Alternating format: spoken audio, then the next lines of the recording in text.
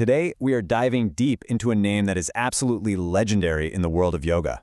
We're going to explore the myth, the magic, and the incredible story of a master known as Machendranath. Okay, so to really get this story, you have to picture the setting. We're talking about the Kali Yuga, the age of darkness. This is a time when Dharma, the cosmic law of righteousness and duty, is seriously on the decline.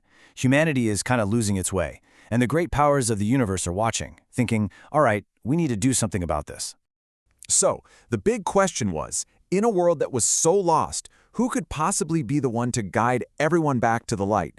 And that question, right there, is what kicks off one of the most incredible origin stories you'll ever come across. To fight back against all this darkness, Lord Vishnu, the preserver of the universe, came up with a pretty brilliant plan. He wasn't going to send just one hero. No, he decided to send an entire team of enlightened masters to bring spiritual balance back to Earth. And this team, they were known as the 9 Narayanas. Think of them as 9 different expressions of Vishnu's own divine energy. He brought them all together for one single mission, to be born on Earth, like a flock of celestial swans, and spread a new, simpler path of yoga and devotion that anyone could follow, not just the hardcore ascetics. But here's the thing, even divine beings need a teacher, right? And for a job this important, you can't just get any old guru. You need the best of the best. Enter Lord Datreya. This being is literally the embodiment of the cosmic trinity, Brahma, Vishnu, and Shiva, all rolled into one. He was the one chosen to guide these new yogis and give them the ultimate download of divine knowledge.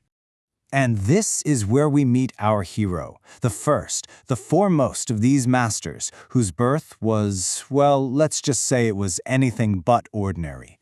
This is the amazing legend of the fish-born yogi.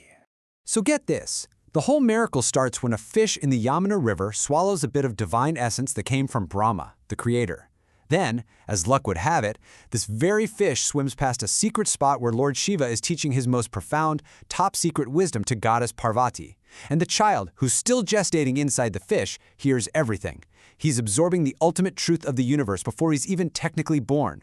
A little while later, a fisherman who had no children of his own casts his net and pulls out this radiant, shining boy. And right at that moment, a voice echoes from the heavens, saying, "This is the incarnation of the Narayana Kavi. You're going to name him Machendranath, which means Lord of the Fish, and you will raise him with love."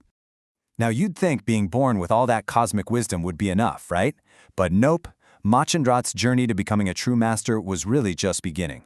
He knew, deep down, that he had to find his destined guru. And that quest was going to take an unbelievable amount of dedication. So following this powerful inner calling, young Machendranath travels to the sacred spot of Bhadrak Ashram, and there, for 12 long years, he performs the most intense spiritual discipline you can imagine. It was so severe that his body just withered away until he was basically a skeleton. His focus was absolute. And that kind of spiritual fire, that kind of dedication, well, it sends out a signal. It's a beacon that can't be ignored. It radiated out and reached Lord Dattatreya himself, who just so happened to be traveling nearby with Lord Shiva. When they saw this young ascetic's incredible willpower, they were just blown away. They knew they'd found someone truly special. Dattatreya walked up to the skeletal figure and asked him, "What is the purpose of all this intense discipline?" Machendranath immediately recognized the divine guru he had been waiting for his entire life. He fell at his feet, his long, hard penance finally at its end. And that's when Dattatreya spoke those powerful words, signaling that the wait was over. And then came the moment. Dattatreya placed his hand on Machendranath's head and whispered a sacred mantra into his ear. And just like that, in a single instant, poof, all ignorance just vanished. Machendranath's consciousness just exploded, and he saw the entire universe not as all these separate little pieces, but as one single, unified, divine reality.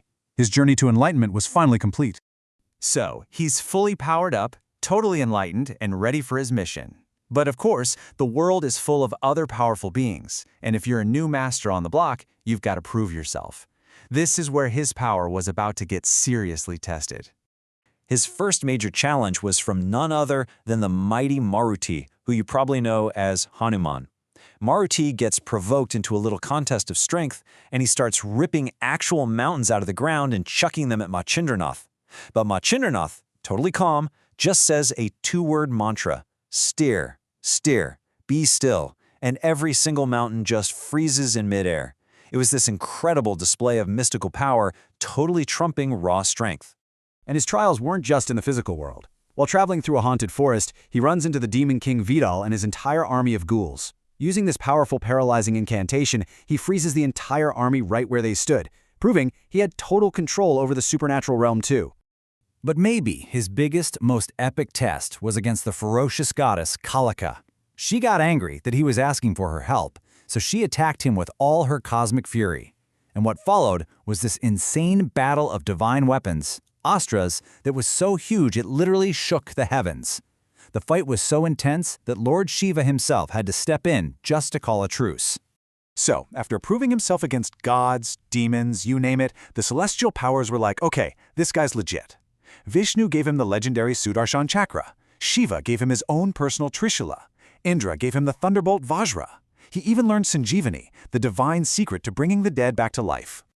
But see, Machendranath wasn't just some cosmic warrior. That wasn't his real purpose. His true mission was to help regular people.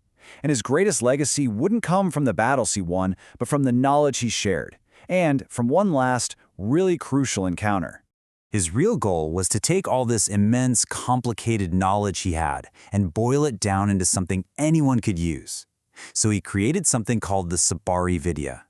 It was a collection of powerful but simple mantras that ordinary folks could use to protect themselves and for their own well-being. He was basically democratizing spiritual power, making it accessible to everyone. One day, while he was traveling, he came to the home of a woman named Saraswati. She was completely heartbroken because she couldn't have a child. Feeling sorry for her, Matsyendranath did a little ritual and gave her a small pinch of sacred ash. And he told her, listen, this isn't just ash. It holds the essence of Hari Narayan, the one who rises every day. The sun god himself will be born as your son. I'll even come back to initiate him myself.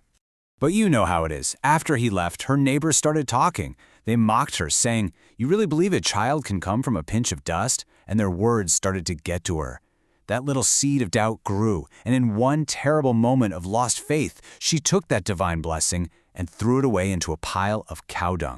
So a divine child was promised, a blessing was given, and then it was just tossed aside because of a little human doubt. But here's the thing about divinity. It's not so easy to get rid of.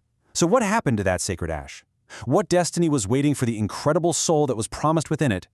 Well, that's a story for another time.